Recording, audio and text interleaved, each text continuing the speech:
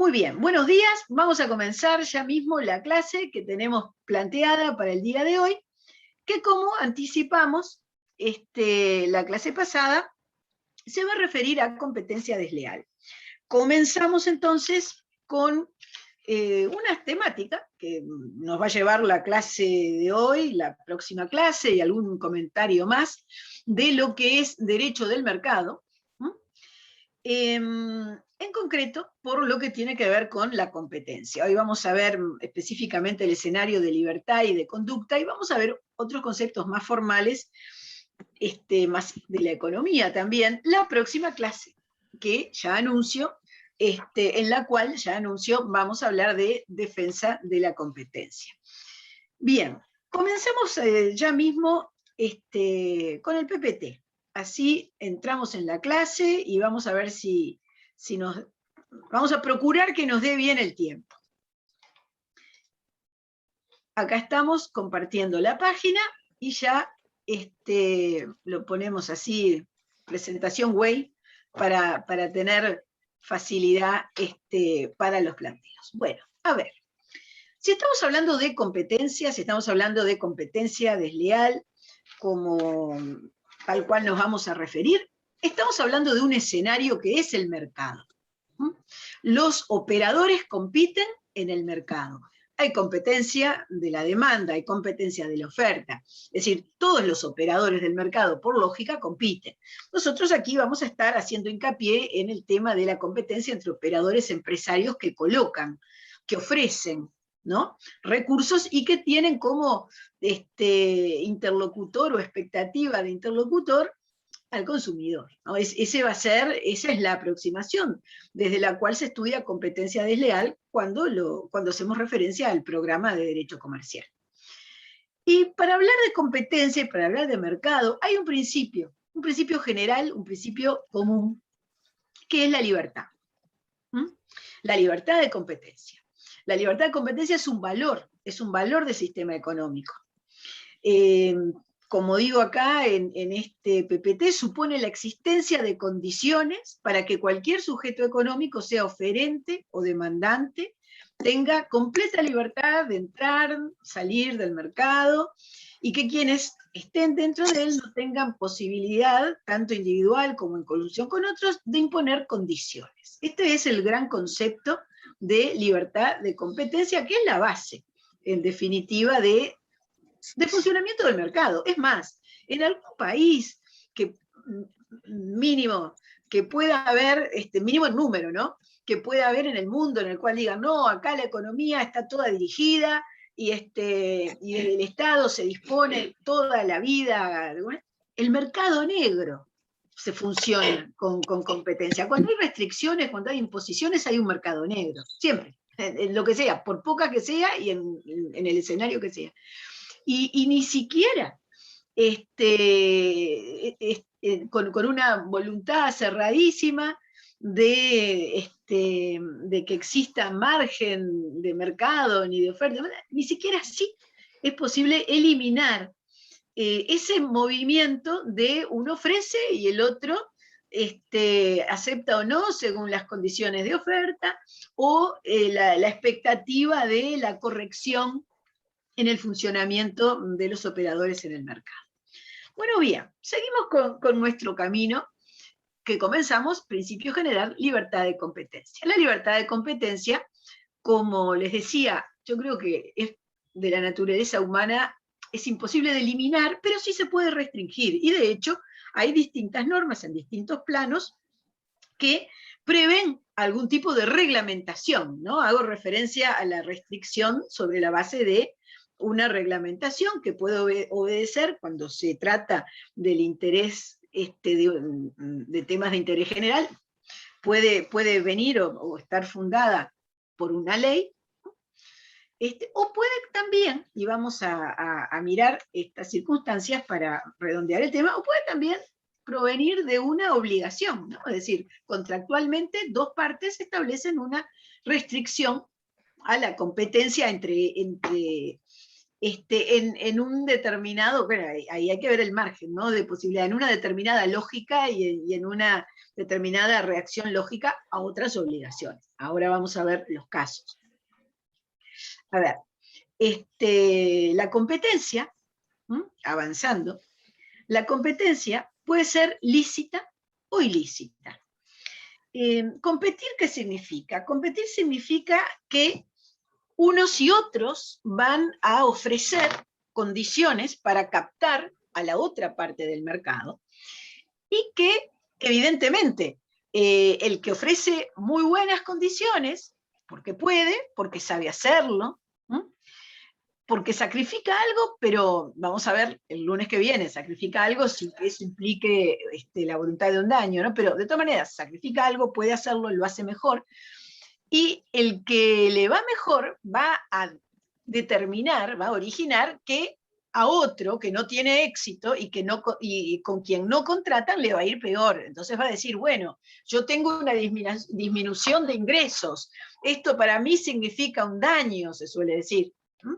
Bueno, la competencia lícita lo que tiene es que ese daño es lícito. Se suele hablar del daño legal que genera la competencia. A ver, si se trata de calidad de productos, o de precio, o de condiciones de financiamiento, lo que sea, como competencia del mercado, el que es mejor va a tener más contratos. Y el otro le va a ir peor, de repente va a tener problemas para pagar cuentas. Bueno, mejora, se hace competitivo, o de repente tiene que cambiar lo que está produciendo.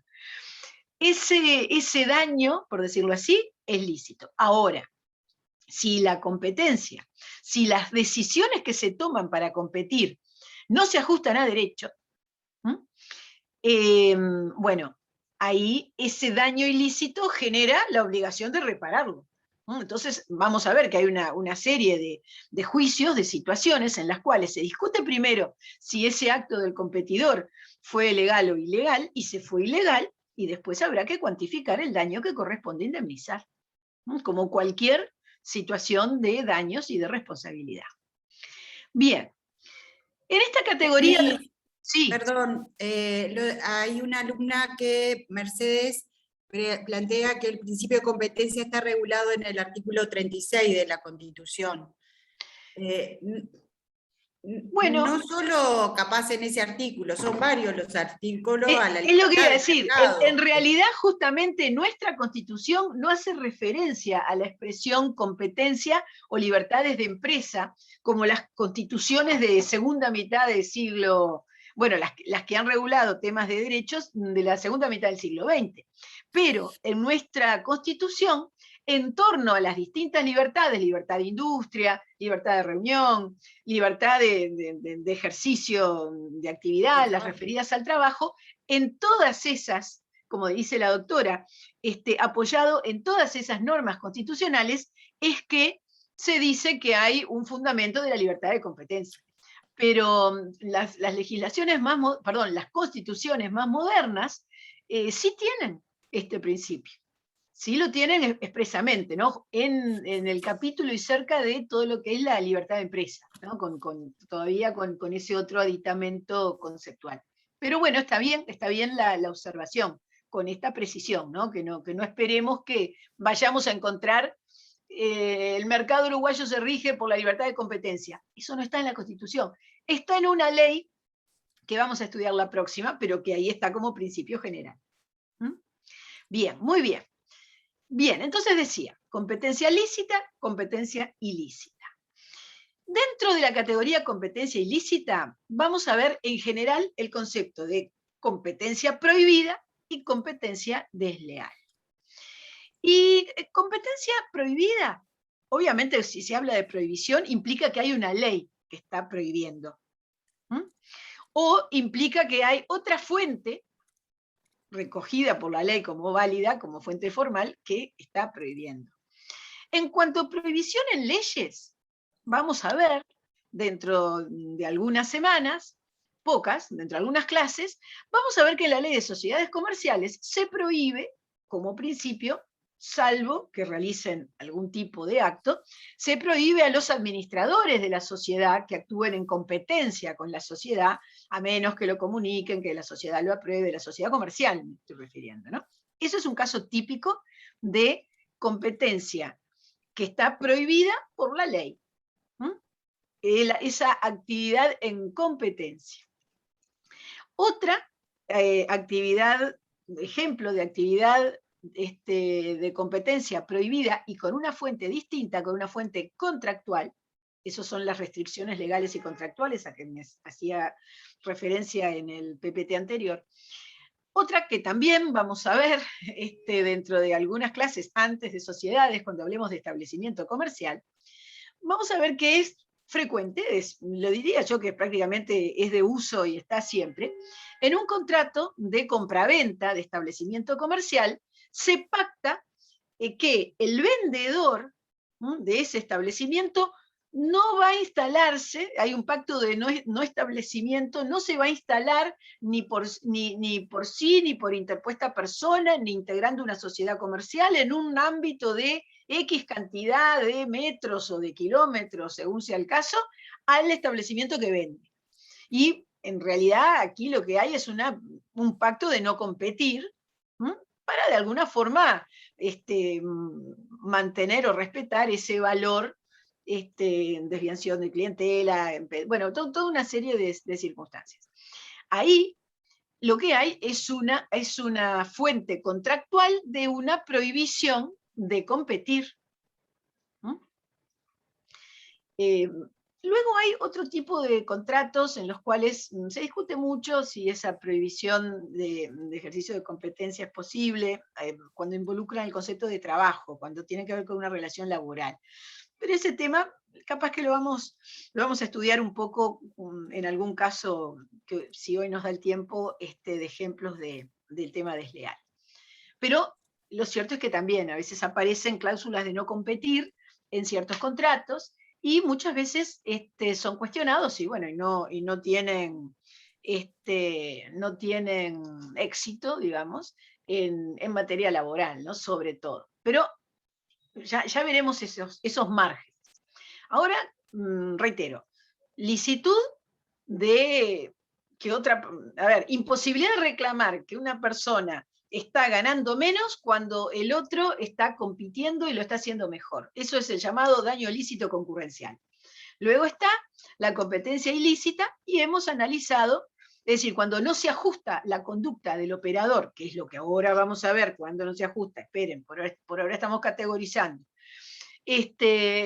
La competencia ilícita, cuando no ajusta su conducta a la debida el operador, puede ser prohibida por la ley o puede haber una prohibición de origen contractual. Por ejemplos, como ejemplos estos dos que mencioné. La otra categoría de competencia ilícita es la desleal.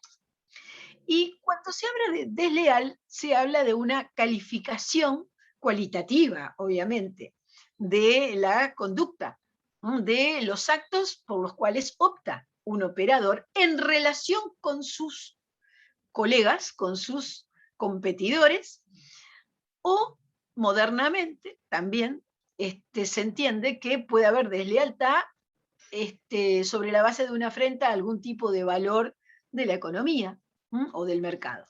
Esas son las miradas modernas en materia del concepto de deslealtad.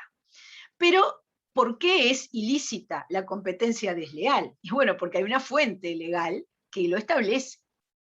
Esa es la base de que la deslealtad sea considerada ilícita. Si no, es imposible, ¿no? Sin la fuente formal no podría ser tal. Vamos a ver cómo evolucionó el análisis de la deslealtad y cómo llega hasta ahora. Pero me interesa este punto de partida. Ilícita puede ser prohibida o puede ser desleal. Seguimos. Vamos entonces ahora afinando el concepto y despegando, ¿no? para la clase de hoy. Competencia desleal, ¿qué es específicamente? Bueno, amenaza la competencia normal, dicen algunos. Amenaza la competencia que es en buena forma, ¿no? Como posición. Y hay, en segundo punto, algunos conceptos más precisos que dicen que hay competencia desleal ante todo acto contrario a la buena fe comercial y al honrado y normal desenvolvimiento de las actividades industriales y mercantiles. Como ven, hay calificaciones, ¿no? Contrario a la buena fe, contrario al honrado y normal desenvolvimiento de actividades económicas, industriales y mercantiles, ¿no? Contrario a la buena fe, contrario a un nivel de honradez y de normalidad. Estos términos que menciono, y que son los términos que la doctrina en derecho comparado y la legislación, cuando tiene el concepto definido, también utiliza, ¿no? Son relativos. Porque qué es buena fe, qué es honradez, qué es normal, dependen de ciertas variables. Las principales dependen del momento histórico que sea y del territorio en el cual tenga lugar ese acto, ¿no? Dependen del tiempo y dependen del lugar, ¿no? Eso en distintas perspectivas de distintas ramas del derecho, cuando se habla de buena fe, cuando se habla de honradez, eso ustedes ya lo tienen que haber visto y lo verán en adelante también en su carrera. De modo que empezamos viendo competencia desleal como algo contrario a lo debido, algo contrario a lo querido, algo contrario a un estándar, el estándar de la buena fe, el estándar de la honradez normal. Bien. Aquí a mí me gusta plantear unos momentos de la evolución histórica que ha recogido un profesor español, un catedrático español de hace unos años, escribió el primer libro de teoría, a mi gusto, maravilloso, del idioma español, se llama La competencia desleal, Aurelio Menéndez Menéndez. Entonces, Aurelio Menéndez Menéndez dice, a lo largo del siglo XX hay 3 modelos muy específicos, según los cuales se ha calificado cuando hay competencia desleal. En una primera época del siglo XX, se habla del modelo paleoliberal. Es decir, la competencia desleal es una lista tasada con supuestos ilícitos. Y para identificar cuándo hay relación entre operadores donde uno se puede agraviar de otro, solamente se encuentra en el caso de la competencia directa, es decir, panadero con panadero, vendedor de diarios con vendedor de diarios, es decir, la competencia absoluta de los mismos productos o servicios que se trate. Había posibilidad de reclamo en el caso de que se pudiera probar un daño efectivo en esta primera etapa, y lo que había en realidad en estos primeros tiempos de regulación de la competencia desleal era una sanción penal. Eso es dentro del mundo de la reglamentación ya del concepto de competencia desleal, modelo paleoliberal implica estas características. Luego viene en esta identificación que hace Menéndez Menéndez, lo que se llama el modelo profesional, los 30 años siguientes. ¿Y qué es lo que empieza a ser generalizado? Una cláusula general, es decir, se incorpora de distinta manera en la legislación una cláusula que dice: están prohibidos los actos de competencia desleal, se considera competencia desleal todo acto contrario a lo que vimos, a la buena fe, o la honradez, o lo que vimos. Esa es una cláusula general. Porque luego está la lista de actos, ¿no? Cláusula general, lista de actos. Ese es el modelo normativo en general de competencia desleal. Bueno, modelo profesional, cláusula general. A ver, en realidad, la primera ley que tiene una cláusula general y que por años y años fue la ley más moderna del mundo, en realidad fue la ley alemana de 1909. Ahí es que aparece la primera cláusula general en el derecho de la competencia desleal. A lo que hace referencia aquí, en este planteo que yo hago, es a la generalidad del derecho de la competencia desleal en el mundo, ¿no? Después de ese modelo paleoliberal viene un modelo que llama profesional, porque hay una cláusula general, exige como escenario para definir si hay competidor o no, mantiene la exigencia de la competencia directa, pero ya hay una mirada muy importante y muy significativa respecto de qué es lo que detona el reclamo. ya no hay que reclamar solo por el daño efectivo, ya es el daño potencial lo que se busca impedir. Y vamos a ver en los textos que veamos y en lo que hablemos del tema, que no solo es que cause un daño por engaño, sino que pudiera causar engaño, ¿me entienden? Es decir, esa potencialidad de daño también es ilegal y también la norma, el derecho, también pretende impedirlo, ¿no? Y sancionarlo, bueno, si tiene lugar, ¿no? Pero ahí, esto es un dato muy importante. No solo hay que identificar para reclamar un daño efectivo, sino que también puede ser un daño potencial. Porque ¿qué pasa? Que ya a mediados del siglo XX se identifica la necesidad de un mercado transparente, dinámico, que funcione bien. Entonces, ya el legislador de los tiempos modernos del siglo XX, ya el legislador no podía esperar que sucediera. Y además la técnica y el conocimiento del mercado ya permitía saber y afirmar qué pasa si hay determinados actos, ¿me entienden? Es decir, es toda una evolución del pensamiento en distintos ámbitos que lleva a entender que corresponde perseguir también lo que puede ser un daño potencial, no solo efectivo. Y además se generaliza en las legislaciones durante estas décadas, en realidad se generaliza el ámbito civil para la discusión, el ámbito civil para la persecución de estos actos. Y lo que va a haber son sanciones civiles, multa, una acción de cesación, la publicación de la sentencia como una forma de dar a conocer que actuó mal y porque eso pesa mucho en el mercado. Bien. Luego hay un tiempo más moderno, última parte del siglo XX en adelante, donde el derecho de la competencia desleal sigue partiendo de una cláusula general. Lo que se persigue y lo que se trata de impedir, según el caso, es el perjuicio real o potencial, ¿no? Es decir, mantiene esa línea, pero acá ya se quiebra otra barrera, que era esa mirada de que solamente puede darse un reclamo de competencia desleal entre operadores directos, y acá comienza también a darse el concepto de la sustituibilidad de la oferta o de sustituibilidad de productos o servicios como para entender cuándo hay una relación de competencia, es decir, analizar el fin concurrencial que ciertos actos tienen, aunque no sea idéntico lo que venden porque son productos sustituibles. Y obviamente sigue el modelo actual, el modelo social, en el ámbito de lo que es la sanción civil. Esto es el derecho de la competencia desleal en los grandes términos de la fase de la evolución. Ahora, y antes de ir textualmente a hablar del régimen uruguayo, antes del análisis de la competencia desleal, y esto es una época que tuvo lugar en nuestro país antes de la década del 70, que es cuando aparece esta modesta normativa que tenemos, que es lo único que tenemos, ¿no? Antes de eso, antes del siglo XX, por decirlo así, ¿no? Porque en definitiva ese es el momento en que se consolida la idea normativa de la regulación contra los actos de competencia desleal. ¿Se sancionaba la competencia desleal?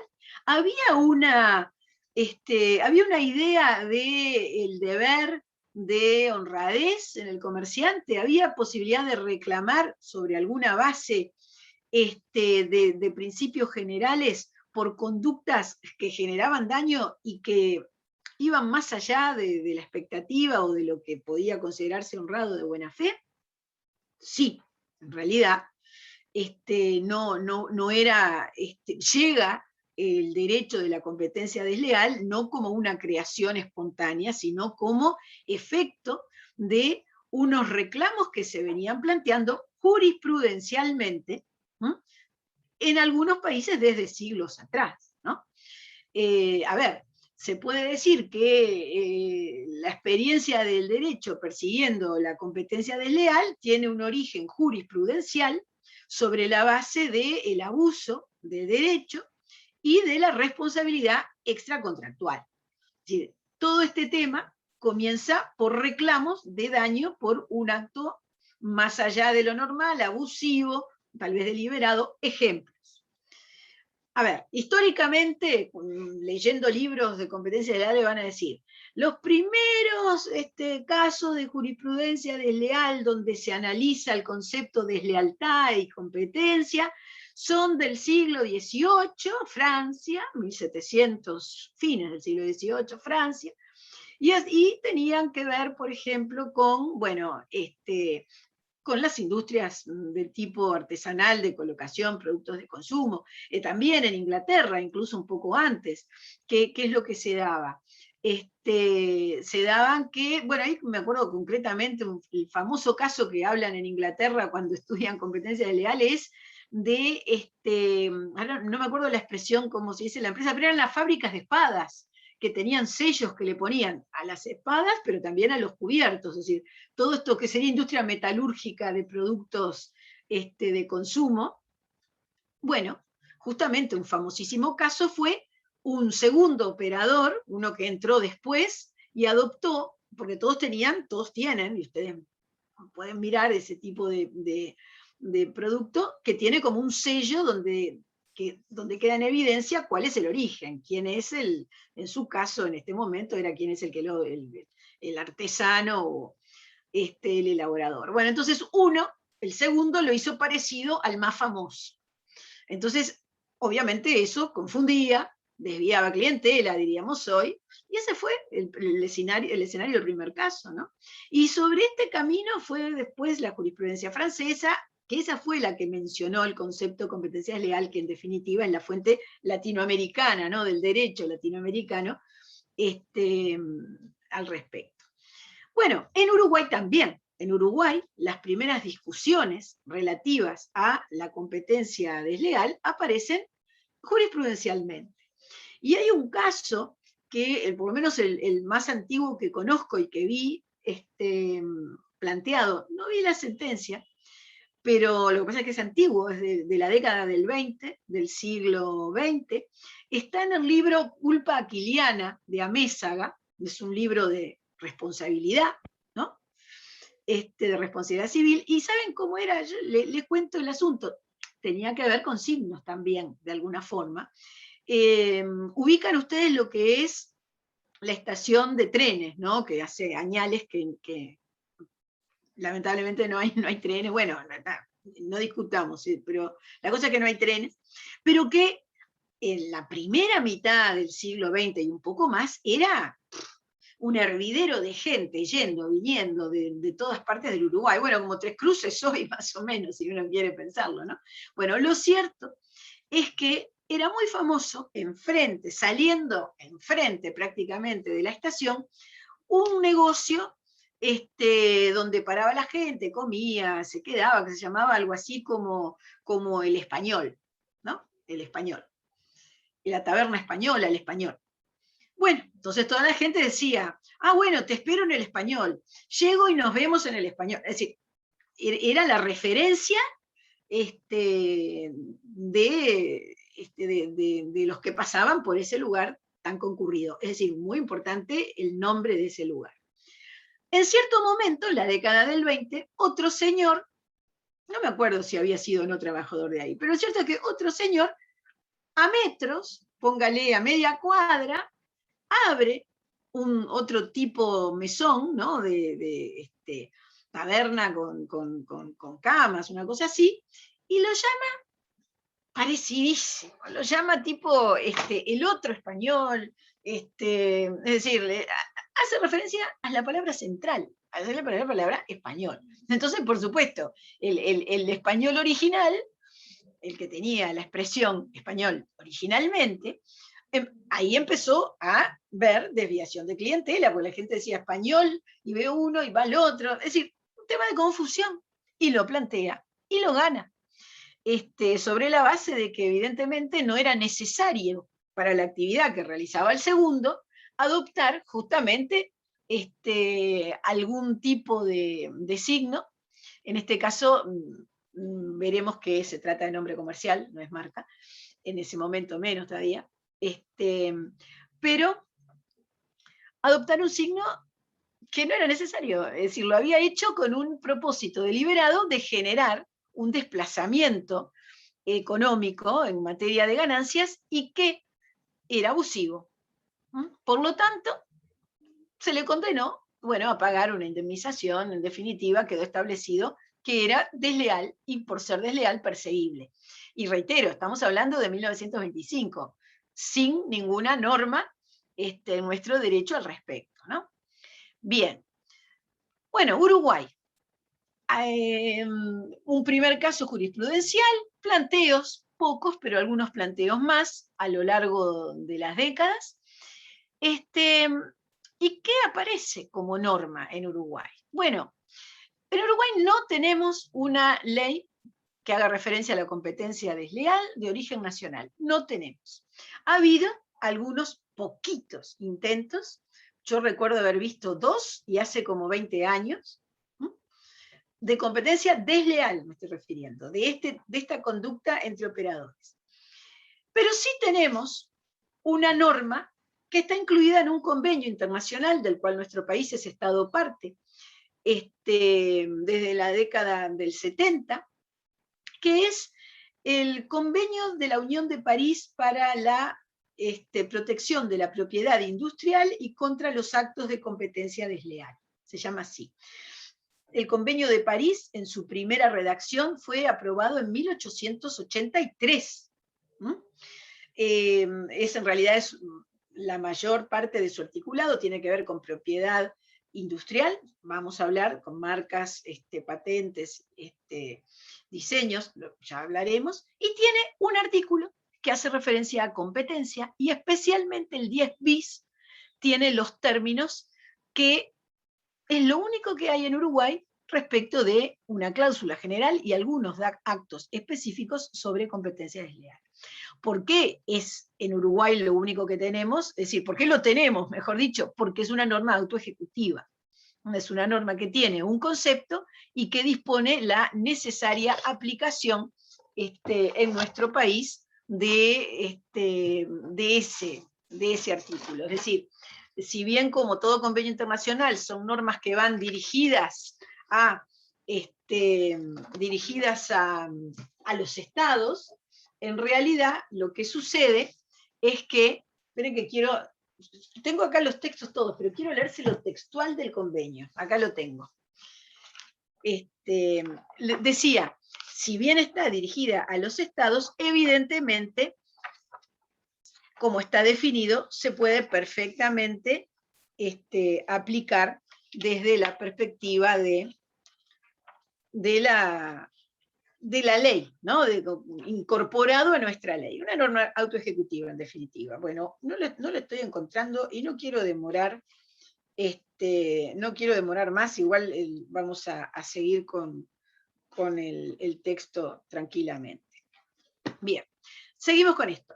Artículo 10 bis del Convenio de París, y hay también algunas normas que hacen referencia al tema competencia desleal en marcas, en patentes. Por ejemplo, en materia de marcas, una de las causales de nulidad es que se haya pretendido registrar una marca con el propósito de verificar concurrencia desleal. Es lo mismo decir competencia y concurrencia. No hay ninguna diferencia, no tiene nada. Concurrencia es una definición, perdón, es una traducción literal del francés que dicen concurrence, y en general en inglés es competition. Entonces, algunos han traducido concurrencia del concurrence y el competencia del competition, es exacto lo mismo. Y lo mismo en patentes, ¿no? En patentes hace más bien referencia a la competencia con una mirada más de defensa de la competencia. El ADPIC, el convenio, que es otra norma internacional, es el apéndice 1C al Tratado Constitutivo de la Organización Mundial de Comercio. ADPIC significa Acuerdos sobre los aspectos de derechos de la propiedad intelectual relacionados con el comercio. También hace referencia a en este abanico, ¿no? a la necesidad de prohibir, ¿no? Los actos de competencia desleal, y, bueno, algunas referencias en materia de marcas. Pero el ADPIC no es como el Convenio de París, que tiene una reglamentación de nivel internacional. Ok. Entonces, este es nuestro modesto elenco. ¿Qué tienen los países donde hay derecho comparado, donde se trata el tema? Tienen una ley que arranca por una cláusula y luego tiene normas que hoy en día detallan los actos y le dan márgenes de, ahora vamos a ver qué significa el engaño, cuando hay confusión, analizan una cantidad de situaciones que mi idea es ver la enumeración de lo que no tenemos, porque pueden entrar por la cláusula general. Vamos a ver. Bueno, decíamos, artículo 10 bis. Lo que nos interesa del 10 bis. 1. Los países de la Unión, esto es típico tratado internacional del siglo XIX, constituye uniones de países, ¿no? Hoy la tecnología, la técnica, digo, de redacción de un convenio internacional diría los estados partes de este tratado. Bueno, en el momento eran los países de la Unión, están obligados a asegurar a los nacionales de los países de la Unión una protección eficaz contra la competencia desleal, ¿no? Esta es la obligación destinada, contraída por los países partes, destinada a cada país.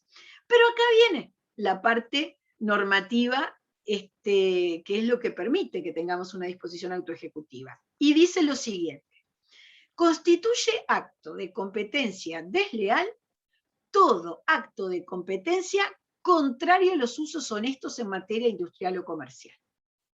De modo que esta es nuestra cláusula general. En nuestro derecho, en el derecho uruguayo, como en todo el mundo, hay una necesidad de competir honestamente. ¿Por qué? Y bueno, porque el Estado debe, por obligación internacional, además de los propios valores, perseguir los actos de competencia desleal. Bueno, entonces, ¿cuándo hay un acto de competencia desleal en el derecho uruguayo? Cuando el acto de competencia es contrario a los usos honestos. La opción de nuestro legislador fue la traducción, porque esa es la traducción literal del artículo 10 bis del Convenio de la Unión de París, que dice contrario a los usos honestos. El estándar en las cláusulas generales podrá cambiar la referencia que hace el legislador, pero gira en torno a lo mismo, porque en realidad, desde la perspectiva de qué es una conducta comercial, hablar de contrario a la buena fe, hablar de gute Sitte, ¿no? Que son buenas costumbres, como habla el derecho alemán, que literalmente se traduciría buenas costumbres, apunta a lo mismo, ¿no? Apunta a un deber ser de respeto, no engaño, no confundir, no realizar ningún tipo de acto doloso. Bueno, a ver, en definitiva pasa por ese tipo de consideración y por una mirada que termina siendo bastante casuística, por esto que hablábamos de la relatividad de tiempo y lugar, ¿no, verdad? Bien, entonces, ¿cómo se contesta cuando hay acto de competencia desleal en el derecho uruguayo? Diciendo, cuando el acto es contrario a los usos honestos del mercado. Esa es la definición y está donde en el artículo 10 bis y opera como nuestra cláusula general. Y ahora después viene lo siguiente. En el numeral 3 del artículo 10 bis viene una lista absolutamente enunciativa, es decir, esto es solo esos 3 actos mínimos básicos más conocidos. No quiere decir que solo esto sea perseguible por no ser un uso honrado. Y establece 3 planos. En primer lugar, cuando en particular deberá prohibirse cualquier acto capaz de crear una confusión. Confusión es el primer tema. Por cualquier medio que sea respecto del establecimiento, productos o actividad industrial o comercial de un competidor. Segundo, las aseveraciones falsas en el ejercicio del comercio capaces de desacreditar el establecimiento, los productos o la actividad industrial o comercial de un competidor. Es decir, la denigración del competidor. Es deshonesto para nuestro derecho, y en general es así en todo el derecho comparado, los actos denigratorios, los actos de competencia denigratorios, sean mentira o no. Ahora vamos a ver un poco eso. Tercer lugar, Estamos hablando de lo que dice nuestro derecho, porque en definitiva esto es lo que tenemos, ¿no? Tercer lugar, y último, las indicaciones o aseveraciones cuyo empleo en el ejercicio del comercio pudieran inducir al público a error sobre la naturaleza, el modo de fabricación, las características, la aptitud en el empleo o la cantidad de los productos. Es decir, error. En una palabra, confusión, denigración, error son los tres actos que expresamente están descritos como actos prohibidos en el derecho uruguayo de la competencia desleal, que no quiere decir que sean los únicos por los cuales se pueda reclamar, porque nosotros tenemos ese principio general del número 2 que vimos. En realidad, y por el tiempo en el cual se incorpora en el texto del Convenio de París esta disposición, específicamente esto es el estadio anterior, el segundo, es el modelo profesional de cómo lo enuncia Menéndez Menéndez.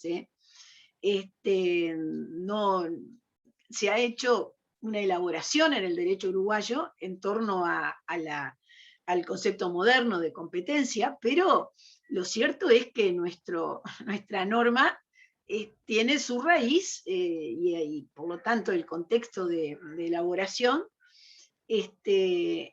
a mediados del siglo XX, un poquito antes, ¿no? Pero digamos que es el típico texto de competencia desleal de mediados del siglo XX. Bueno, bien, resumiendo un poco y ya yendo a conceptos y a desarrollar un poco el tema, la materia.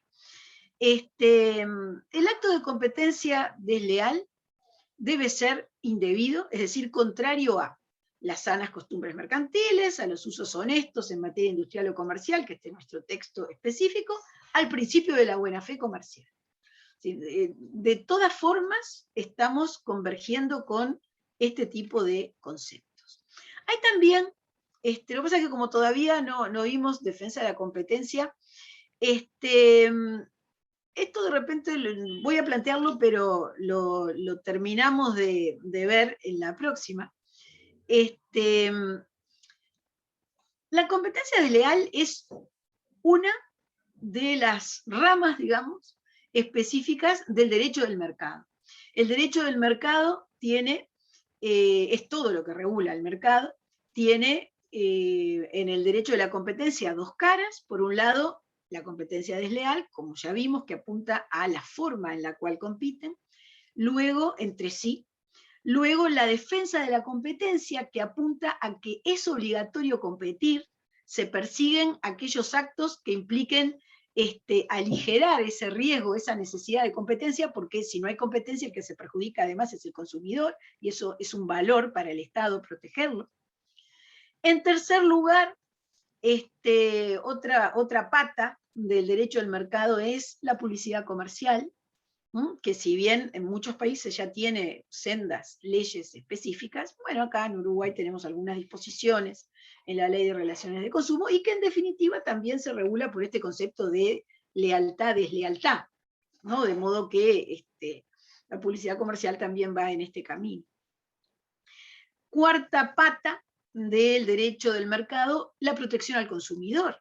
Estamos hablando en este momento de competencia desleal del operador empresario que ofrece. Bueno, el target de esta oferta que hace, el target del acto de competitivo publicitario también es el consumidor. Entonces, desde la década del 60 especialmente, se ha venido fortaleciendo en el derecho comparado, en Uruguay 40 años más tarde, esto no es coincidencia, bueno, nada, no me hagan caso, a veces me pongo medio irónica. Existe una serie de disposiciones que de alguna forma procuran como restablecer un equilibrio en torno al consumidor, recibiendo la información, dándole posibilidad de reclamo en torno a una serie de principios tuitivos. Bueno, creo que ustedes lo ven en civil y algún comentario vamos a hacer más adelante.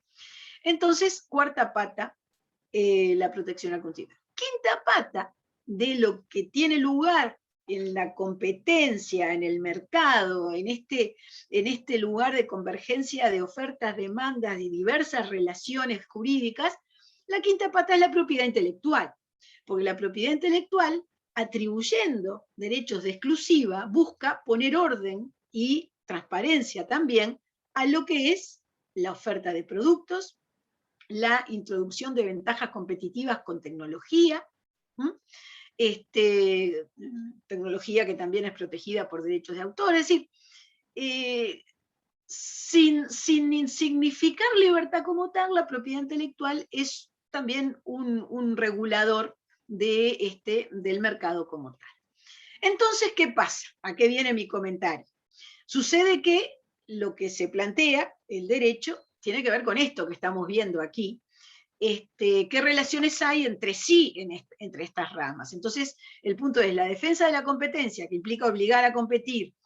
¿Qué relación tiene con la competencia desleal?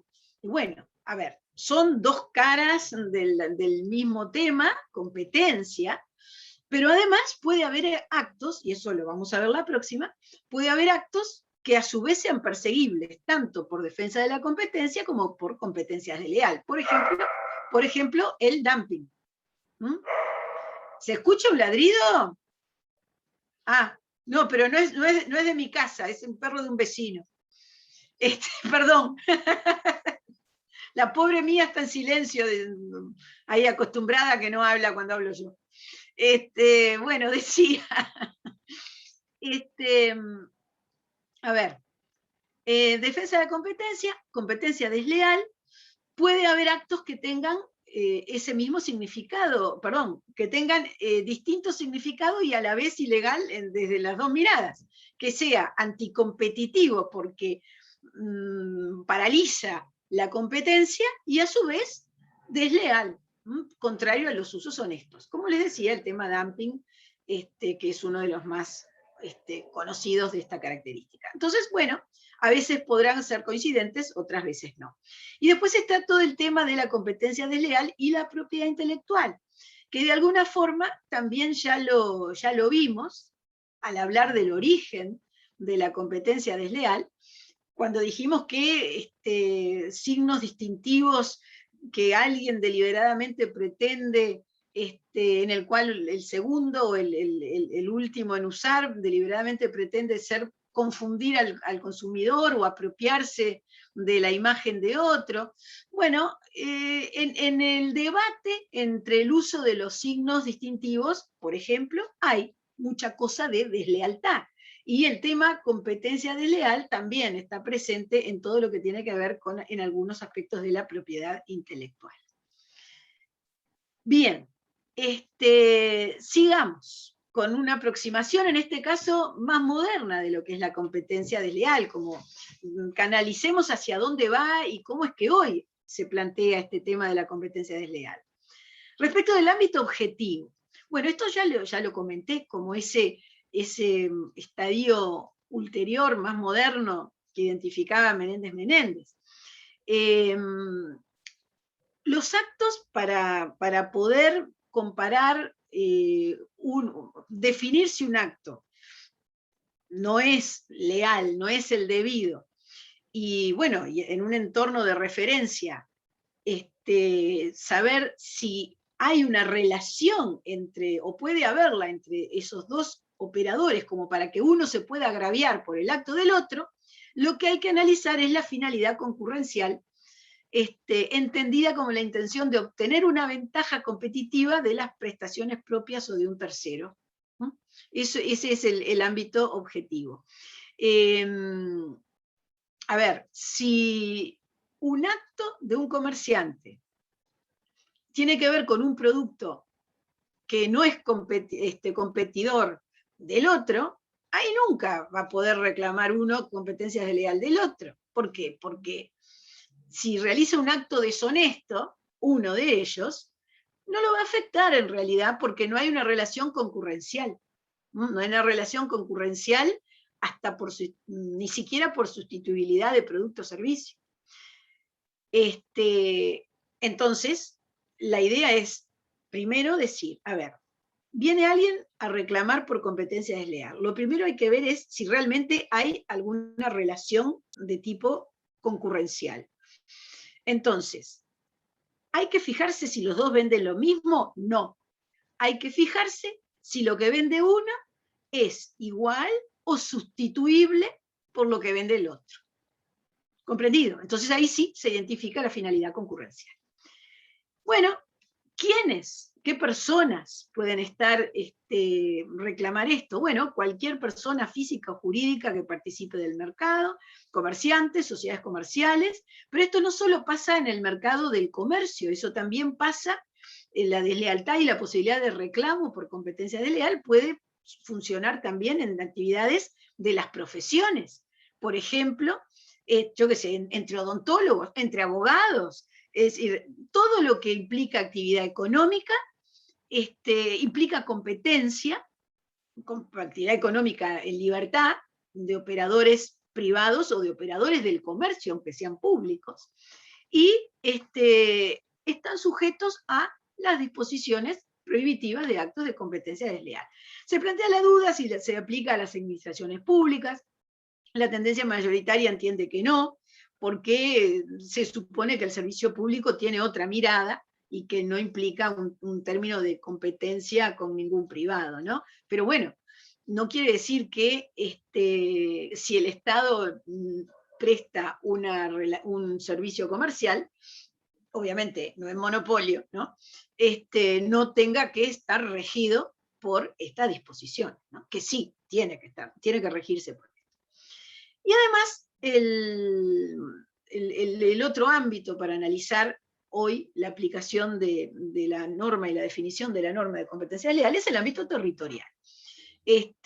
Bueno, lo que importa es el ámbito nacional, aunque comiencen extraterritorialmente. Es decir, si en este mundo de Internet hay algún tipo de acción de un operador radicado fuera del Uruguay, pero que la oferta tiene lugar en el Uruguay, se va a regir por nuestra norma de competencia desleal, porque lo que importa, tanto en competencia desleal como en defensa de la competencia, es el ámbito del efecto. Todo lo que tiene efecto en lo nacional es judicializable, digamos, en materia de competencia, en torno a nuestro derecho.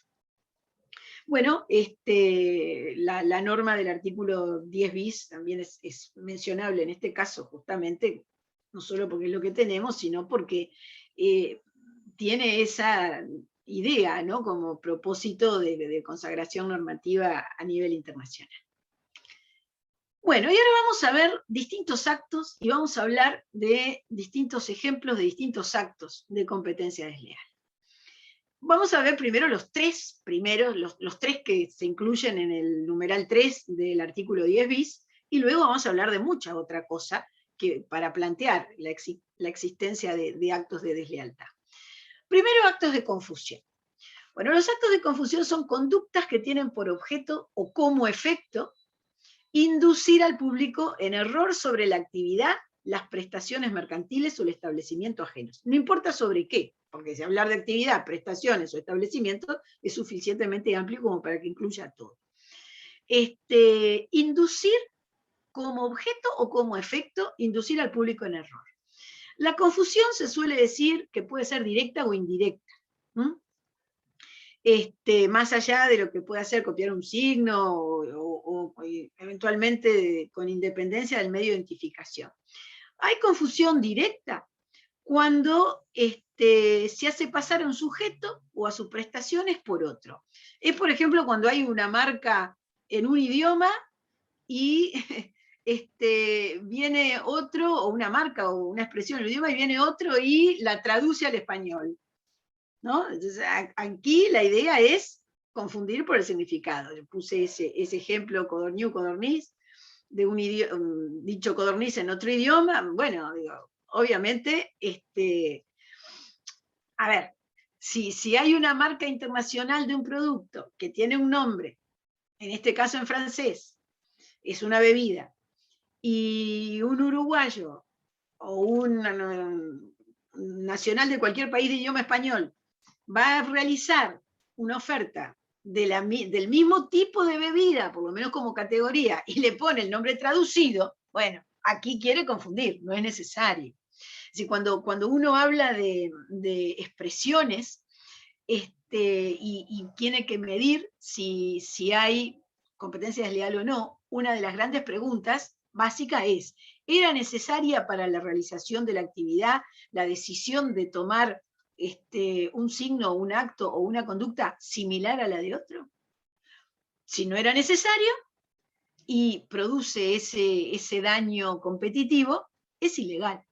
Ahora, si todos los que, yo qué sé, todos los que venden libros tienen que hacer referencia a libros y a ciertos conceptos relacionados con libros. Bueno, entonces, si todos tienen que hacer referencia a eso para desarrollar su actividad, uno no se puede agraviar que el otro dice lo mismo cuando está describiendo algo necesario, ¿no? Esa es una de las reflexiones en torno a este tema. Segunda, la confusión indirecta. ¿Cuál es?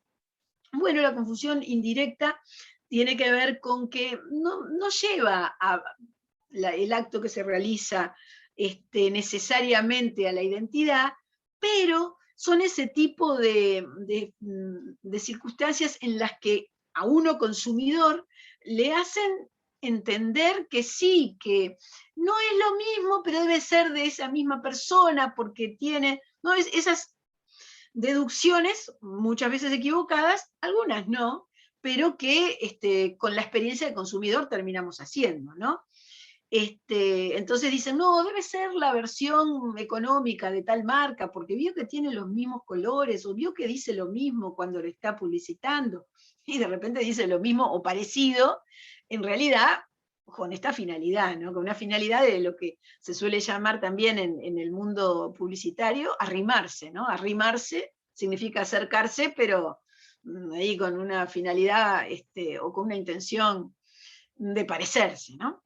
Bien, no toda asociación es ilícita, obviamente, sino solo la que hace pensar falsamente que el que está atrás es otro y que seguramente es otro exitoso, porque nadie se va a querer parecer a alguien que le vaya mal, ¿no? Ese es el gran tema de llegar al éxito en el mercado, que aparece otro tipo de problemas, otro tipo de riesgos. Acto de engaño o error. Los actos que provocan engaño cierto, sobre las prestaciones o ventajas ofrecidas por un producto, bueno, tienen valor cuando son relevantes para influir en la decisión de compra. ¿Por qué acá se destaca en esta presentación de concepto de engaño que bueno, que una cosa es el engaño como juego de discurso y otra cosa es cuando el engaño determina una intención, una decisión de compra sobre la base de una consideración falsa? Porque en publicidad, y eso lo vamos a ver al definir publicidad comercial, se da eso del engaño permitido, la exageración publicitaria tolerada. A ver, hay cosas que nosotros como consumidores nosotros sabemos que nos dicen algo lindo, pero que no es verdad. El más lindo del mundo, esto lo va a hacer feliz. A ver, de la experiencia de consumo que nos digan que un producto nos llena de felicidad, usted le va a llenar de felicidad, nadie se lo puede creer, ¿no? Entonces hay una tolerancia de un engaño publicitario. Ese no es, en todo caso, un problema de competencia desleal.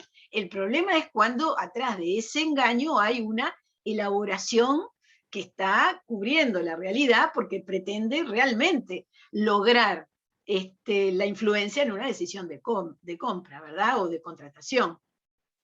Puede lograrse dando información inexacta o falsa, o también omitiendo datos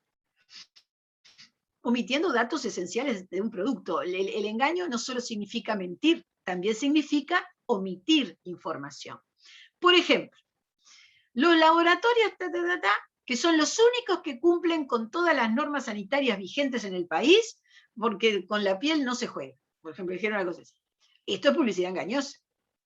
Esto no es porque acá está afirmando algo que, en primer lugar, es denigratorio para los demás, además ya que estamos, porque dice yo cumplo, los demás no, está afirmando una condición que es de las que se puede probar de manera objetiva. Esto es, sí, un acto de engaño. Es un acto desleal, y además se suele calificar como publicidad engañosa, ¿no? Esto es mentira, digamos, seguramente sea mentira. Y si no es mentira, bueno, tendrá la información, pero se dan cuenta que en ningún país puede haber un solo laboratorio que cumpla solo con las normas sanitarias vigentes, no existe. Bueno, después le decíamos esa otra, el caso 2 que pongo acá, la famosa colonia irresistible, que va un chico, un varón ahí, todas las mujeres se desmayan cuando él pasa, vamos. ¿Cuántas veces hemos visto afirmaciones de ofertas de productos así? Y eso nadie lo puede creer, vamos, eso no se puede creer. Otro ámbito de engaño tiene que ver con lo que se llama la publicidad encubierta. El engaño ahí reside no en la divergencia entre el mensaje y la realidad, sino en el hecho de que se presenta el producto como una información objetiva y creíble, y no como publicidad. ¿Por qué? Porque nosotros consumidores consumimos el mensaje, ¿no? Además, como una información objetiva. Porque si sabemos que es publicidad, estamos preparados. Tenemos experiencia como para saber que cuando alguien vende algo nos quiere convencer que es bueno, entonces podemos creerlo o no, depende de cuán ingenuo o cuán, qué tendencia a creer pueda tener una persona, pero estamos a la defensiva. Ahora, si por eso de repente tienen presente, recuerdan que los informativos, cuando van a hacer referencia a que un producto se presentó o no sé qué, avisan, espacio contratado. ¿No? Es decir, para que el público no lo mire como noticia, porque no tiene... Bueno, hoy la gente también duda de las noticias a veces, ¿no? Pero en realidad la idea es que el informativo hay que creerlo y que la tanda no sé, estas son cosas que dice el interesado. Entonces, lo que no hay que mezclar es la parte promocional con la parte que se supone que es verdad, ¿no? Bueno, hay otro tipo de publicidades también prohibidas que llevan al cuestionamiento directo de esa expresión sobre la base de tratar de impedir engaños o errores. La publicidad subliminal, ¿no? Que es todavía más profunda, porque ni siquiera hay conciencia del consumidor de que hay un mensaje, ¿no? Y que lo está percibiendo en razón de los temas, de las capacidades de percepción. Bueno, por supuesto, engaño en el precio, ofertas vacías, engaño sobre la procedencia, muy variado. Es muy variado el ámbito de engaño. Yo quería destacar estos clásicos de publicidad. Tercer lugar, muy interesante también, el acto de denigración. El mensaje que provoca el descrédito o menosprecio de una persona o empresa se considera un acto de denigración. Y la propia ley, en nuestro texto, con fuerza de ley, lo establece, es desleal el menoscabo del crédito comercial con afirmaciones, siempre que estas afirmaciones no sean exactas, verdaderas y pertinentes, no siendo tales las que afectan a la vida privada. Lo que admite este tipo de afirmaciones es la llamada exceptio veritatis. Es decir, alguien está afirmando algo de otra persona. Bueno, se le reclama que lo pruebe. Se le reclama que lo pruebe. Es cierto esto, el comentario acá siguiente dice que esto se incardina con las normas tuteladoras de la reputación. Es cierto. Cuando se habla de los actos de denigración como actos prohibidos, más allá del tema honestidad, de los usos del mercado, hay también el ámbito de la tutela de la reputación, la tutela del honor, diría nuestra Constitución, ¿no? También por ese lado. Bueno, por ejemplo, en algunos casos comunes en todas partes, manifestaciones relativas a la situación financiera, continuidad de la actividad o ilicitud de una conducta. Bueno, evidentemente, aquí, según el contenido, ¿no? Cuando el contenido tiene una crítica y que busca el descrédito, aun cuando tenga un ámbito o en algún ámbito tenga una base de realidad, se lo suele entender como denigratorio por el hecho de la divulgación paga, porque no olvidemos que cuando sale al mercado algo, implica un mensaje, implica un costo. Esto no es una opinión, esto es algo que yo lo pongo con un propósito de hacer cambiar la idea que tiene el consumidor de ese competidor mío. Eso es lo que tiene de denigratorio una referencia que implique menosprecio o que sea desacreditante, aun cuando sea verdad. ¿No? Que ese es el tema sensible de estos temas, ¿no? Bueno, y después está muchas veces el famoso tema de la denigración por comparación. Bueno, esto no necesariamente es denigración. ¿Por qué? Y bueno, porque si se puede probar, estamos en el supuesto de la publicidad comparativa, que son otros actos que vamos a ver ahora nomás. Bien, entonces denigración con esta particularidad.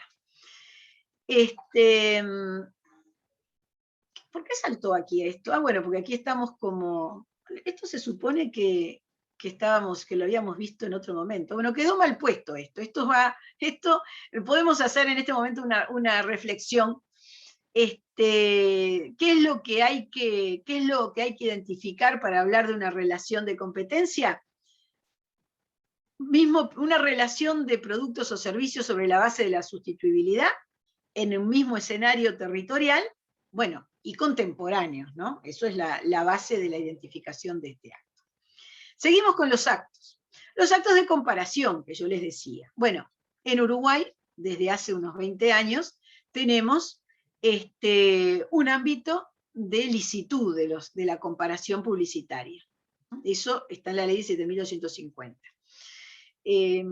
Los actos de comparación no les gustan a los comerciantes, se usa poco la comparación, porque esto hace ingresar en una espiral, porque si alguien compara mi producto con el de él y quedó mal, entonces yo voy a hacer algo también, y también lo voy a involucrar y voy a encontrar un camino para criticarle de algo. Es decir, todo es un ida y vuelta. Entonces, genera esas espirales la comparación que el comerciante no siempre le conviene, ni siquiera por un criterio de gasto, ¿no? La publicidad es un gasto. La comparación, cuando no tiene una base de credibilidad, genera denigración, engaño, un aprovechamiento desleal, ¿no? Es decir, es una vía de también otra posible categorización de actos prohibidos de competencia por ser contrarios a los usos honestos, ¿no? Bien. Quiero pasar un poquito más rápido porque si no, ya veo que voy lenta. Otros actos que no están incluidos en la lista, pero que también son parte de lo que suele suceder, son los actos de imitación. Imitación, hacerlo tal cual. En principio es libre, porque es parte de la libertad de la competencia, hacer lo mismo que el otro. ¿Sí? La imitación de las prácticas ajenas es libre en principio. Es libre. Las ideas no se protegen. Y las ideas cuando se divulgan quedan a merced de quien sea que las quiera implementar.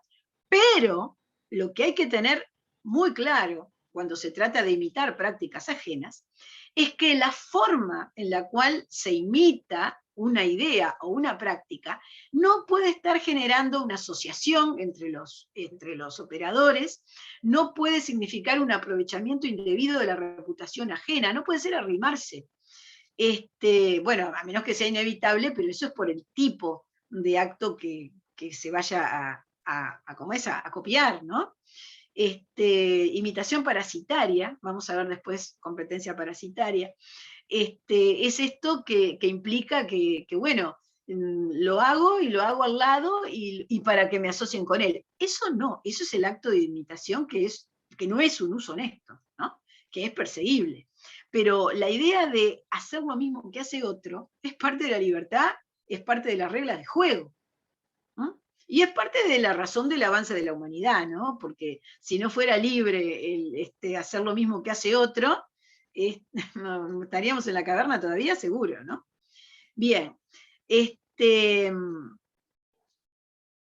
la imitación, para, bueno, para que tenga lugar según cómo se vaya a calificar, hay que ver si la imitación es una copia pura y simple o si es una copia de los elementos esenciales que condensan el esfuerzo creativo del competidor. Si es de los elementos esenciales, bueno, es la referencia a la idea, en definitiva. Ahora, si es pura y simple, en realidad se quiere parecer y se quiere confundir.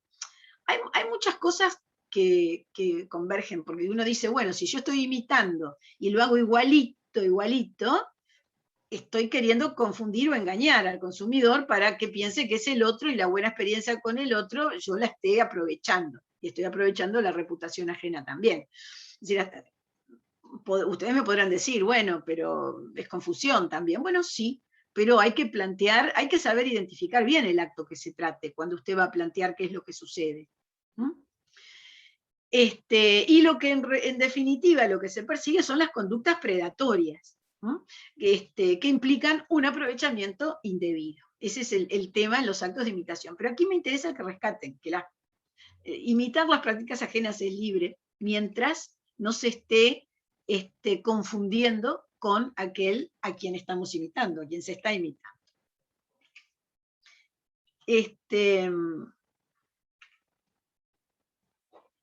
A mí me parece que me está faltando que me está como saltando algún PPT. Tengo varios más para contar, ¿eh?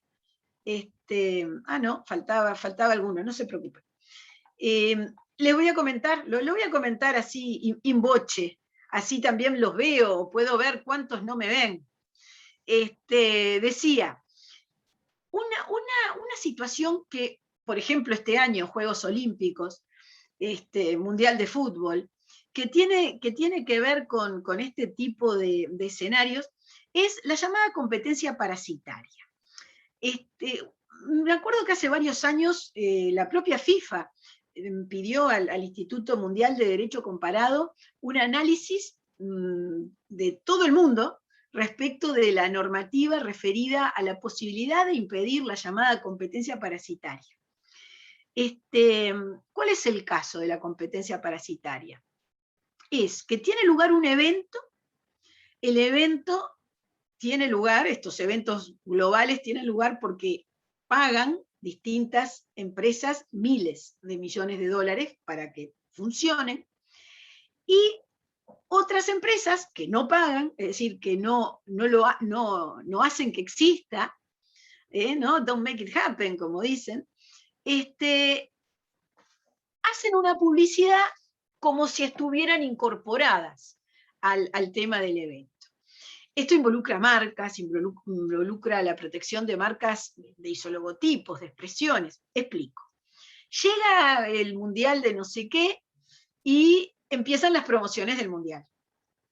Entonces, claro, el tema de cuidado acá es si lo que determinada empresa no termina pareciendo que apoya el mundial. Y no, el apoyar significa puso dinero y tiene contratos de exclusiva esa organizadora mundial de estos eventos globales que reciben esos miles de millones y que por lo tanto el que paga le exige ser el único que puede estar al lado de su marca. ¿Me entienden?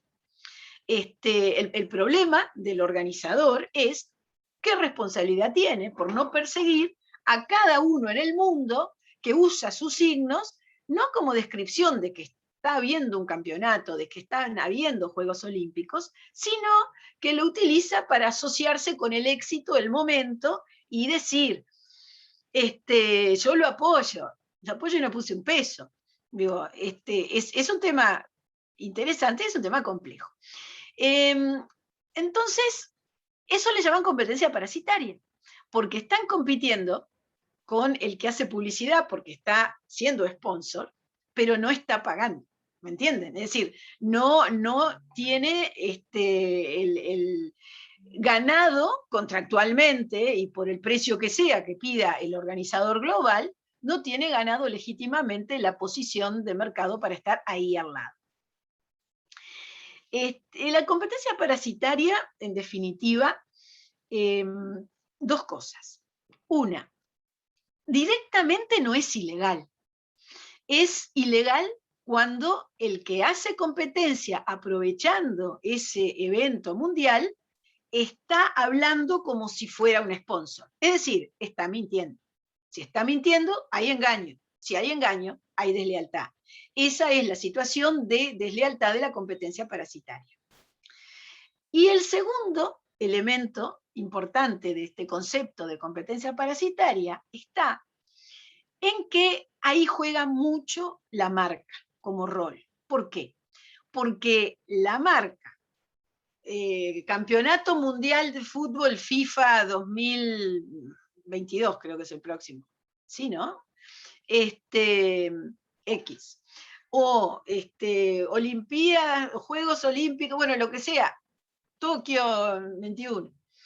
Eso que se registra como marca en todos los países del mundo mundial, más allá de la propia marca del emblema de los 5 aros olímpicos y obviamente el loguito de FIFA y lo que sea, esos los protegen contundentemente con abogados en todos los países del mundo, de manera que nadie que haga ninguna operación, promoción de nada durante el Mundial pueda usar ninguna de las expresiones registradas. Entonces, ustedes fíjense el año que viene en el Mundial, cuando lo que están promocionando es algo durante el Campeonato Mundial de Fútbol, van a decir, festejamos al fútbol y apoyamos a Uruguay, pero no dicen, estamos en el Campeonato Mundial de Fútbol FIFA, ¿no? Porque todo lo que tiene que ver con los signos, ese camino sí lo pueden utilizar para protegerse. ¿Me comprenden lo que quiero decir? Bueno, justamente la habilidad de aprovechar las promociones del Mundial, las promociones de los Juegos Olímpicos, es llegar a un mensaje que ubique el tema y que no haga referencia a ningún signo, ninguna de las palabras que están protegidas por parte del organizador. ¿Para evitar qué? Para evitar que le prohíban, porque le mandan cartita, porque realmente en todos los países hay alguien ocupado de eso, lo contratan para eso, le mandan cartita diciendo usted tiene que retirar, so pena de lo que sea. Bien, entonces el concepto de concurrencia parasitaria, que es en definitiva aprovecho algo que hace otro para ganar plata yo también, es ilegal cuando el mensaje tiene o conduce a un error o a un engaño. Si no, es muy difícil pensar que hay ilegalidad, porque lo que hay en definitiva es competencia. Pero la barrera es esa. Al punto que la propia FIFA ha sacado una especie de principios guías de qué es lo que no tienen que hacer para poder hacer todo lo demás que quieran.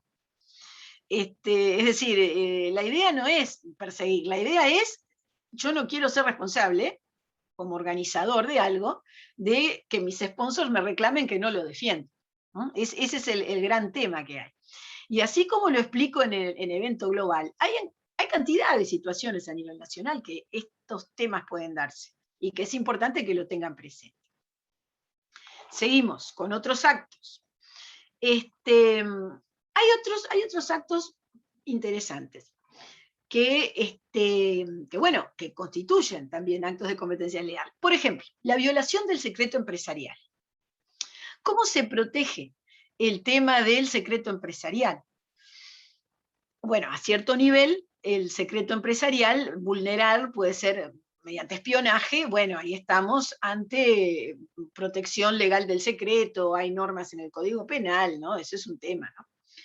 Pero todo este tema de quebrar un valor de una empresa y hacerlo con ese propósito competitivo y legal, del know-how, un know-how secreto, se persigue también como acto de competencia desleal, porque es un abuso, porque lleva a el daño de un competidor y porque es contrario a los usos honestos. Vamos, es re contrario a los usos honestos. Entonces, cuando un trabajador se lleva cierta información de cómo hacer las cosas definitivamente reservada de una empresa y se instala y comienza a desarrollar esa actividad como competidor y lo hace sobre la base de un secreto al que accedió trabajando, lo toma y lo quiebra, ahí hay competencia desleal. Hay posibilidad de reclamar daños y perjuicios y todo lo que estamos viendo. Los daños y perjuicios en competencia desleal en nuestro sistema se reclaman sobre la base de juicio ordinario de indemnización, ¿verdad? En algunos otros países hay una especie de estructura procesal también, sobre todo con particulares de prueba, más que nada es lo que más se suele pactar, ¿no? Prever en la ley. Bueno, bien, entonces, este tema de la protección del secreto por el camino de la competencia desleal. Yo dije protección por el secreto, pero en realidad se habla también de cualquier distorsión, que obviamente desde la base de no haber sido autorizado por gente de la empresa, cualquier distorsión a una empresa, constituye un acto de competencia desleal. Hay libros sobre este tema. Otro, muy interesante, como acto, es la explotación de reputación ajena. Cualquier referencia, ya no hablamos de signos, eso tienen otro camino y haremos capaz que alguna mención al hablar de propiedad intelectual del camino, pero cualquier referencia a otra persona, mismo incluso hasta en algunos casos, no siempre, ¿vieron cuando una persona trabaja con otro o es socio de otro y luego se separa, por la razón que sea, se instala y dice, ex trabajadores de no sé quién o ex socio de no sé cuánto? Bueno, a ver, volvemos a la pregunta básica de siempre. ¿Es necesario para la actividad mencionar eso con el nombre comercial del otro? Es decir, con signos de... ¿Por qué lo mencionan? Para que a la gente le quede grabado la situación de él por el otro, no por él. Entonces, ese tipo de situaciones, estoy hablando con más contundentes, ¿no? Porque si yo estoy presentando mi currículum, ahí tengo que poner dónde estuve antes. Eso no es explotación de reputación ajena. Me refiero cuando eso está pintado en la vidriera del negocio del que se instaló nuevito, ¿no? Es decir, cuando en realidad se manifiesta en el mercado, diría prácticamente distintivamente, ¿no? Bueno, este es un caso grueso, pero hay variantes, ¿no? De lo que puede ser explotación de reputación ajena, ¿no? Así que ese es un caso. En otras legislaciones, mejor dicho, en legislaciones donde se prevé una serie de actos, también se prevé como competencia desleal el incumplimiento de normas legales, incumplimiento de normas tributarias, porque el no hacerlo le quita un costo, ¿sí? Y por lo tanto resulta una competencia aventajada frente del que cumple. Entonces el legislador, y esto es en varias legislaciones actuales de competencia desleal se encuentra previsto este tipo de actos, y esto se entiende que, primero que nada, y muy obviamente, no es un uso honesto del mercado, digo, porque si debiendo hacer algo no lo hace, obviamente, y tiene una ventaja competitiva porque es un costo que no paga, que puede ser muy grande, generalmente lo hacen cuando el costo es muy grande. Entonces se incluye la posibilidad de reclamo de un operador, de un competidor contra otro sobre la base de que no está haciendo eso. Y el competidor sabe cuando el otro no paga algo porque sabe los costos que tiene él, los del otro, es decir, son temas que naturalmente los temas de números los sabe todo el mundo. Todos los que están en el mismo mercado, en el mismo sector, lo saben. Bueno, aquí no he visto con éxito planteos respecto de este tema, pero no crean que no se ha planteado. Miren, yo me acuerdo, es muy interesante buscar jurisprudencia porque a veces uno ni se imagina los planteos de cosas que hay. Yo vi una vuelta uno muy interesante, un caso muy interesante, era como que pateó al arco y no embocó bien, pero el punto de partida estuvo muy bueno del que tuvo esa iniciativa. En una ciudad del interior, 2 almacenes, autoservicios, como se llama, digamos 2 almacenes. Uno había avanzado hacia el área municipal de su local, es decir, había extendido el negocio a la vereda, por decir así, en una parte que no, y el otro no, el otro tenía lo que correspondía, ¿no? Pero el otro le iba mucho mejor porque había puesto algún otro servicio, y, y lo que entendió, el que cumplía la ley, digamos, esto un poco ante también la pasividad municipal o la lentitud, no sé cómo era. Pero eso no importa, porque acá lo interesante fue el reclamo que uno presentó al otro. Y el que cumplía presentó competencia desleal porque hace algo prohibido y que era ese el argumento. A mí me pareció un evolucionado, porque no era vi quien firmaba y eso, pero no era, yo qué sé, un profesor de competencia legal, o no era que vino con el máster de España de competencia legal, que es donde estas leyes tienen todo, ¿no? Era un tipo que estudió y que entendió cómo funciona.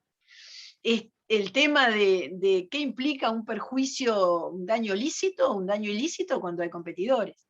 Al final, lo que pasó es que no lo dirigió bien porque no lo hizo contra el almacenero que había ganado terreno, digamos, sino que lo hizo contra la intendencia. Y porque habrá dicho, a uno le puedo cobrar, al otro no. Creo que ahí perdió, pero el razonamiento de competencia desleal estaba muy correcto, porque uno cumple y el otro no cumpliendo se beneficia. Eso no lo tolera el derecho, no lo puede tolerar el derecho. Digo, no lo tolera, es decir, lo dice la ley. Entonces, accionando, debería, pero ahí fue un punto que falló, pero de todas maneras el planteo también pasa por ahí, también pasa por ahí. Pero bueno, los temas de competencia llevan madurez, ¿no? Madurez para visualizarlo, desde el competidor, desde el operador juez también, ¿no? Y cada vez hay más, más tipos de planteos interesantes. Interesantes en el sentido de cómo se ubica el daño en el mercado, ¿no? Bien. Estos eran los conceptos que yo quería plantear y que quería tener tiempo para explicarlos y para comentarlos. En el tiempo que tenemos, que por suerte tenemos, voy a plantear algún casito de estos que hay acá al final del libro, o los que me acuerde, porque ahora todavía no me acuerdo en qué página están. Tengo el tema ese, que sé que están al final, pero acá están. Están en la página 275. Una serie de casos como para guiarme en comentarios, ¿no?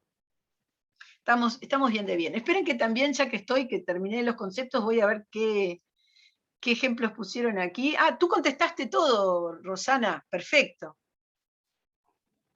Y fui contestando y a medida que cuando hiciste referencia a propiedad intelectual, sí le mencioné todas las leyes que la vamos a dar en las clases que vienes. Entonces, un poco iba comentando lo que preguntaban. Buenísimo, buenísimo. Bien, así no te interrumpíamos la clase. Agradecidísima y además le contestabas, agradecidísima. Ya me tocará hacer lo mismo cuando des tus clases. Y como es, y bien, veo que las preguntas son todas muy, muy lógicas de lo que venía diciendo. A ver, perfecto.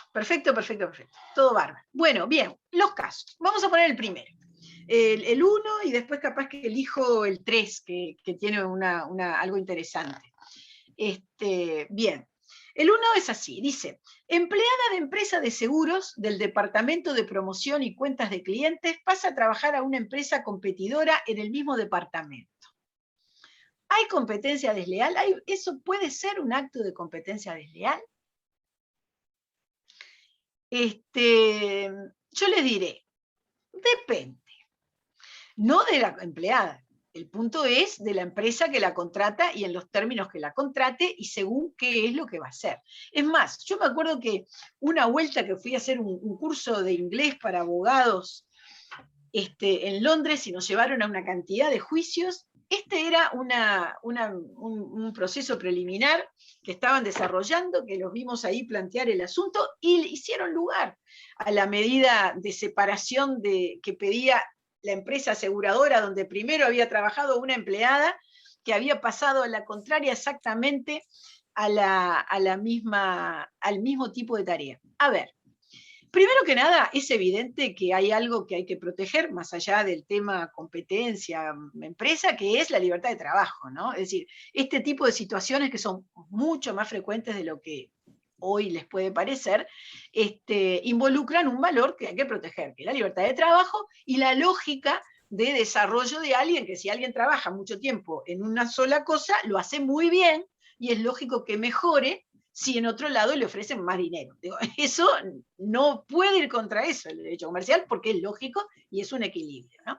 Pero va por otro lado, va, perdón, no contra el trabajador, va contra el que hace la oferta.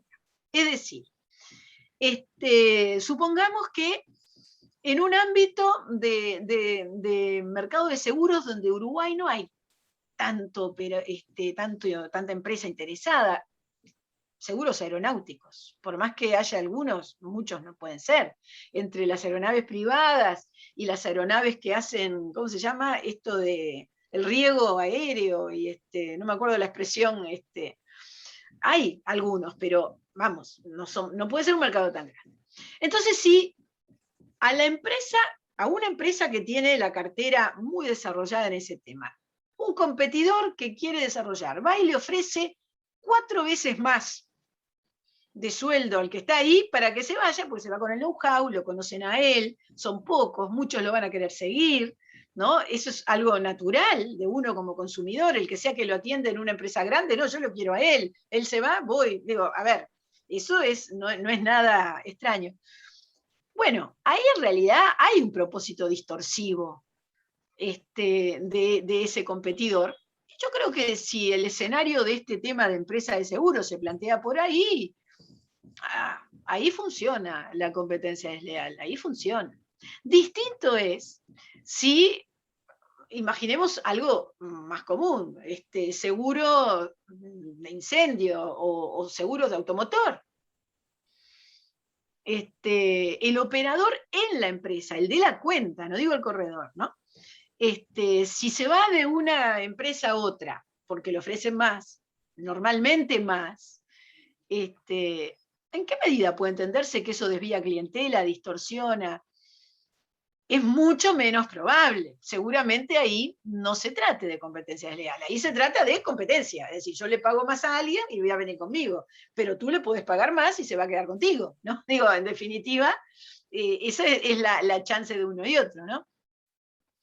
Entonces, yo puse este ejemplo porque en el ámbito de lo laboral, comercial, hay mucha cosa de esta. Por ejemplo, otra cosa que sucede, no solo sucede trabajador que va con otra empresa y según cómo es que la empresa le plantee las condiciones, puede haber competencia de esa empresa.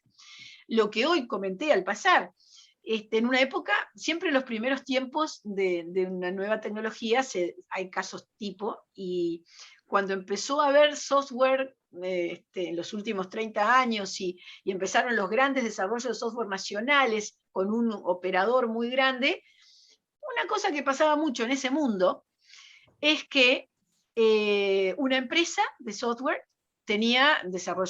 contrataba a alguien para desarrollar con un equipo de 3, 4 flor de software, lo vendía a una empresa muy grande y después esos operadores, que eran los únicos que lo sabían usar, iban y se instalaban ellos por su cuenta para trabajar para esa empresa y otra cosa más, pero en principio para trabajar con eso, que era un cliente del lugar donde trabajaban antes, y que ellos lo conocían por estar ahí, ¿no?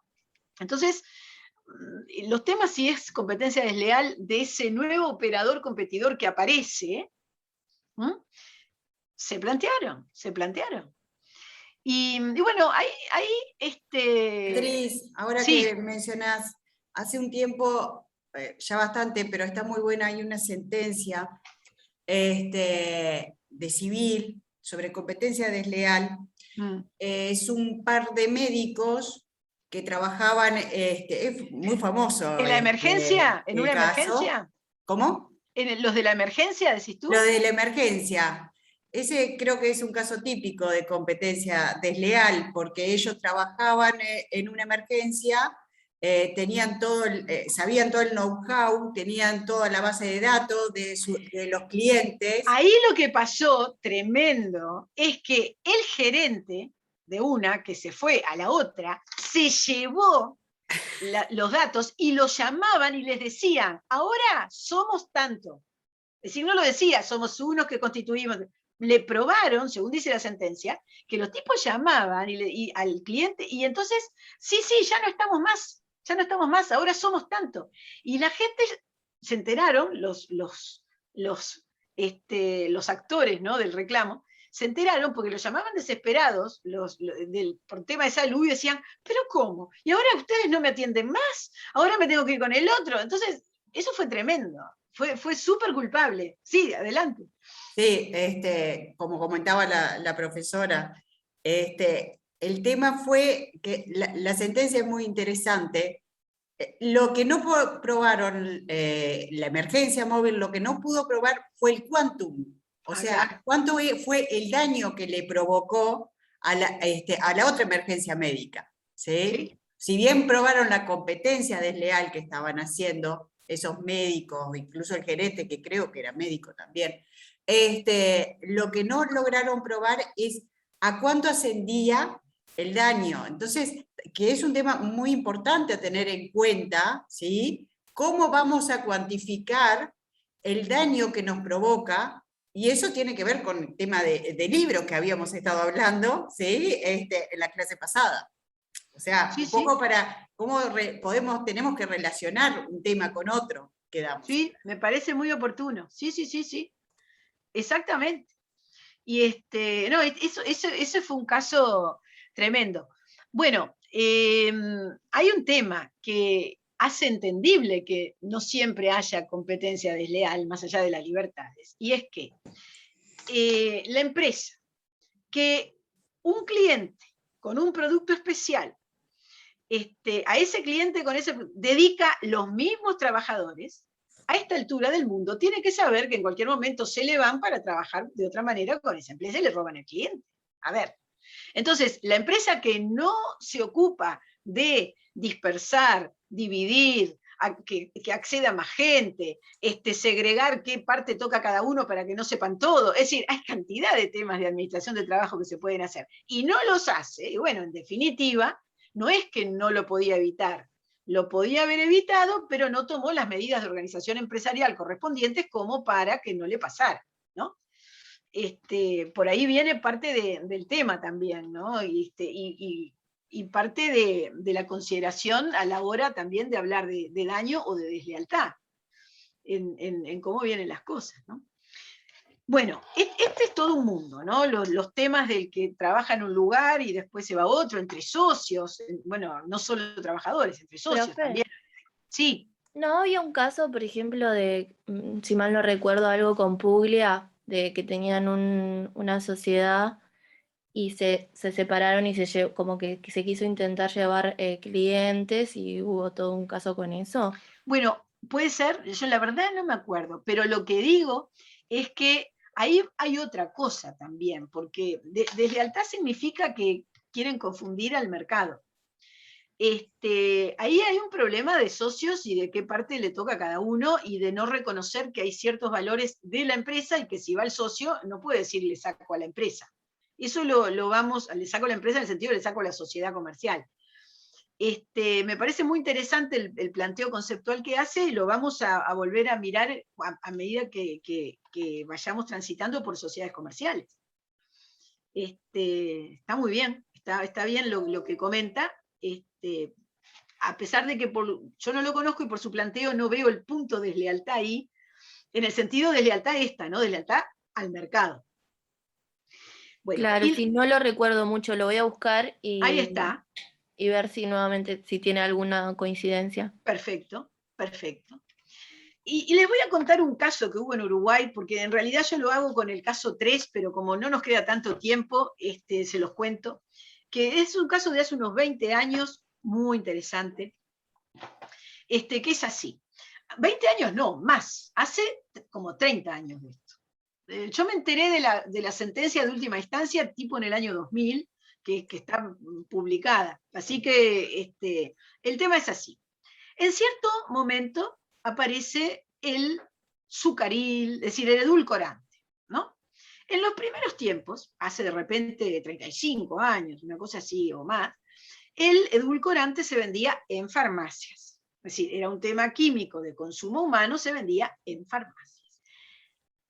Al tiempo, comenzó a ser un producto, obviamente, por más control que tuviera salud pública, de tanto consumo, que empezó a venderse en supermercados, ¿no? Es decir, ya tenía otro lugar de venta. Y el supermercado significaba el manoteo de cualquiera, porque la farmacia ya hay que ir, pedir, pero era fabuloso poder llegar al supermercado. Los dos laboratorios con las dos marcas clave. Voy a decir laboratorio A y laboratorio B, porque la verdad me olvidé cuál era el actor, cuál era el demandado, y no quiero meter la pata, entonces voy a decir A y B. Bueno, edulcorante A, edulcorante B. Igual es súper público, se imagina, desde hace tanto tiempo, pero no quiero equivocar. Edulcorante A y edulcorante B. El edulcorante A llega primero a los supermercados, lo vende, bien. Llega primero por la autorización del Ministerio de Salud Pública, que lo obtiene primero, porque empezó antes. El laboratorio B lo empezó después, le demoraron algo, empezó después.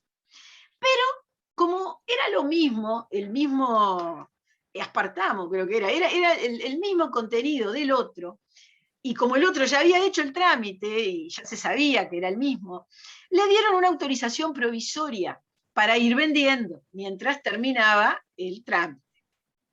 Bueno, se ve que al primero no le gustó, obviamente. Dice, no, yo tenía un espacio para ganar yo y resulta que el otro le dan autorización provisoria. Bueno, en el trámite del segundo, en cierto momento, en el trámite notan que falta algo, y en jurídica, una de las asesoras hace un informe que dice, no podrá seguirse adelante de esta manera con este trámite de no ser autorizado. Una cosa así, dice, en este contexto. Esto le pasó al B, ¿verdad? El que empezó después. Entonces, y aquí pasa el tema, este es el cuento de lo que hacen. Dos gerentes, no el gerente general, pero dos gerentes del laboratorio A van a hablar con los gerentes de los 3 supermercados grandes, ¿no? De las cadenas de ese momento, y le muestran una fotocopia del pedacito de la resolución que dice no se va a poder seguir adelante, ¿no? Diciendo, le hablan al gerente de cada supermercado, los dos gerentes del laboratorio A, y le dicen, mire, yo que usted esto no lo vendo porque hay un problema, esto está paralizado, vamos a hacer acciones. Pum. Los gerentes de los supermercados son muy sensibles, y está bien, a cualquier cosa de estas que pasa, enseguida llaman, sacame todo, hasta que no se solucione, la mercadería no sigue. Y eso hicieron. Entonces sigue el trámite perfectamente, le dan la autorización al laboratorio B, el laboratorio B llega al supermercado y le hace juicio por competencia desleal al laboratorio A por denigración, por confusión, por engaño, le hacen una cantidad. Lo ganan las 3 instancias, el laboratorio B. Llaman de testigos a los gerentes de los supermercados. Y van y dicen, sí, vino el gerente tal del otro y me dijo esto. Los otros tampoco, no les gusta nunca estar a los intermediarios en el medio de un problema de productores, pero aquí habían venido unos gerentes a meterle pechera para que no venden. Y lo interesante de que ganan las 3 instancias, el laboratorio B, aquel a quien le habían bochado, digamos, la venta provisoria.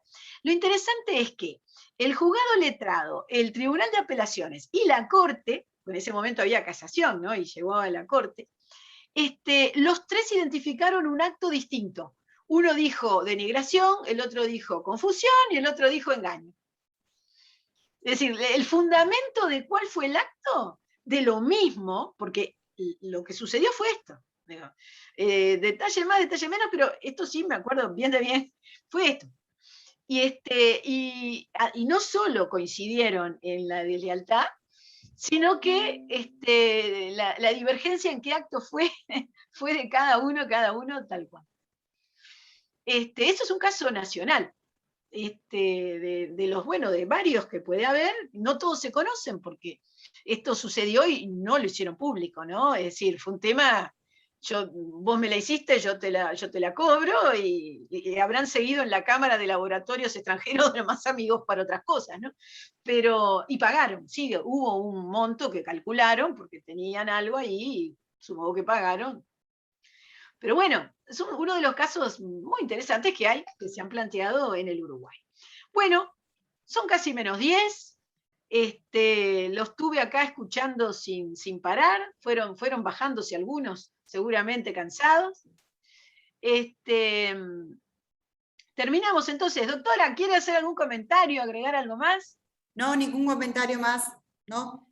Bueno, entonces terminamos la clase. La próxima vamos a hablar de defensa de la competencia. Vi que la doctora ya les dejó el número y está en la información que les dejé, hay varias hojas de conceptos, y nosotros tendremos que decirlo todo en una clase, que ya bastante me doy el lujo de dar una clase entera. Bueno, entonces que tengan un buen fin de semana y en cuanto pueda subo ya también esta grabación. Que pasen bien. A ver, cámara abierta, gracias. Hoy vi a Richard Alessandro. ¿Cómo le va, Alessandro? Está Romina Rosas, Verónica, Pacielo, ¿no? Porque al final los pocos que abren, Erika también. Erika también. Bueno, está bien, está bien. Había algún otro que estuvo antes que ya se fue. Ah, Romina. ¿Cómo le va, Romina? Aquí vamos teniendo a la barra que se muestra. Abre cámara. Bueno, entonces ahora sí, dejamos la conversación. Que pasen muy bien todos. Juan también. Bueno, chau. Chao, profe, buen fin de. Buen fin de, que pasen muy bien.